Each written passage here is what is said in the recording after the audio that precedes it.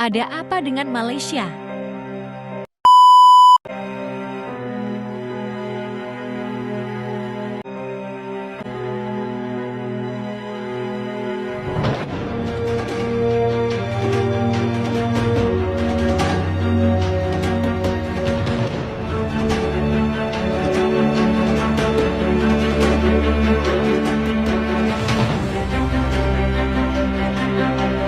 Ramai-ramai warga jiran tinggalkan Malaysia.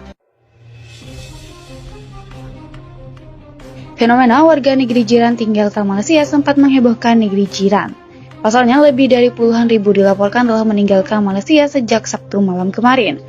Awalnya data imigrasi kelas 1 khusus tempat pemeriksaan imigrasi Bandar Udara Internasional Kuala Lumpur mencatat sekitar 16.790 warga keluar melalui bandara tersebut. Namun angka ini semakin bertambah banyak pada Sabtu malam. Data bandara per 9 April mencatat setidaknya ada 61.000 warga meninggalkan Malaysia. Dari total keseluruhan, setidaknya ada 10 besar negara yang warganya banyak meninggalkan Malaysia, yakni Jepang, China, Korea Selatan, Amerika Serikat, Perancis, Rusia, Inggris, India, Jerman, Arab Saudi, Belanda, serta warga negara Indonesia. Selain itu, warga dari negara tetangga RI juga tercatat melakukan eksodus seperti Filipina, Thailand, hingga Singapura. Lalu, apa alasan banyak warga negeri jiran dan WNA yang meninggalkan Malaysia? Kepergian para warga jiran dan WNA dari Malaysia dipicu beberapa hal. Salah satu alasannya adalah semakin parahnya konflik Malaysia dengan beberapa negara tetangganya. Kementerian Dalam Negeri meminta warga Indonesia yang ada di Malaysia untuk berhati-hati menjauh dari pendemo dan untuk kembali sesegera mungkin ke tanah air. Sedangkan sebanyak 600 TKI di perkebunan kelapa sawit di Sabah, Malaysia diungsikan menyusul konflik negara bagian tersebut dengan Filipina dan juga dengan Indonesia. Pemerintah melalui Konsulat Jenderal Republik Indonesia di Sabah, Malaysia mengungsikan 600 orang tenaga kerja Indonesia yang bekerja di ladang kelapa sawit di Felda Sahabat, Blok 17 di negara bagian Sabah, Malaysia. Pemerintah melalui Konsulat Jenderal Republik Indonesia di Sabah, Malaysia mengungsikan 600 orang tenaga kerja Indonesia yang bekerja di ladang kelapa sawit di Felda Sahabat Blok 17 di negara bagian Sabah, Malaysia.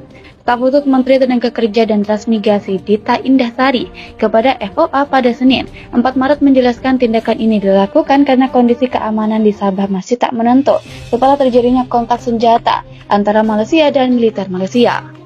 Dita memastikan hingga kini kondisi tenaga kerja Indonesia dalam kondisi selamat dan gaji mereka masih tetap dibayar oleh pihak perkebunan. Jadi kita berkoordinasi terus dengan Konsulat Jenderal RI di negeri bagian Sabah. Sejak konflik ini membara, tidak ada korban jiwa dari TKI. Jadi TKI dan warga Indonesia di sana dalam kondisi selamat, ujarnya. Dan kita memastikan upah para TKI yang mengungsi ini tetap dibayar, walaupun mereka saat ini tidak bekerja karena sedang mengungsi. Dari pihak perkebunan kelapa sawit di Sabah juga setuju bahwa para TKI ini tetap dibayar upahnya.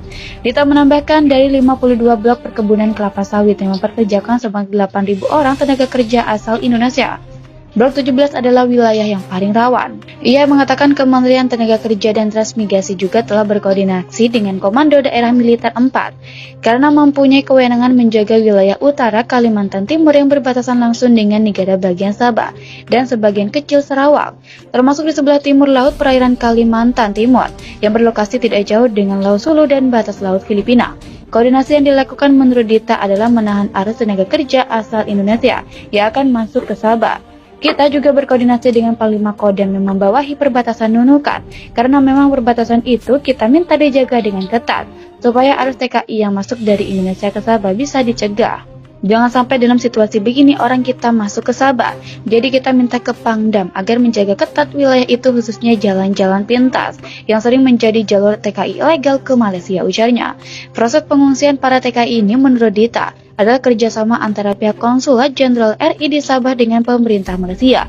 Kepolisian Malaysia, ujarnya, juga sangat membantu seputar lokasi pengungsian dan pengamanan para pengungsi. Sementara itu, Wakil Ketua Komisi 1 Dewan Perwakilan Rakyat mengatakan pihaknya telah meminta kepada